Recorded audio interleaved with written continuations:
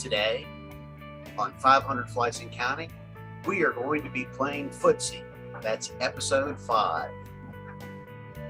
So, 500 Flights and Counting, I kind of reached the point of, can you do it or are you not going to do it? I had so many commitments away from what was going on at the site that I never got to see the foundation dug. I never got to see the rebar placed. And so it was giving me that, can I complete this project? I also had that realization that I had not properly prepared to handle such a big project.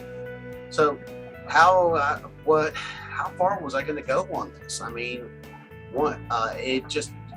all these thoughts started to race through my head. But once I got the drone into the sky, my attitude got better.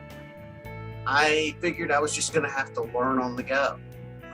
I needed to lose all the preconceived ideas on how it should go and just kind of let the pieces fall into place and learn as it went along.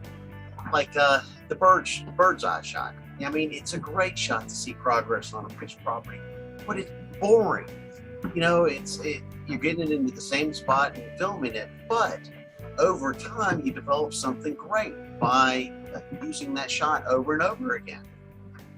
This was also the time I started to experiment with some of the editor software out there. And so one of the first editing softwares I got into using both my ground and aerial shots together, I used the DJI film editor.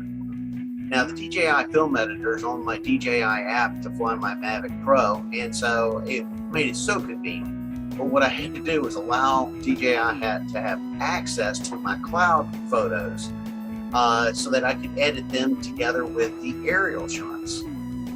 I did this for about 2 weeks, and I really didn't feel very comfortable at the very end using DJI as my editing software program. As you can see, the foundation has been poured or is ready to be poured. So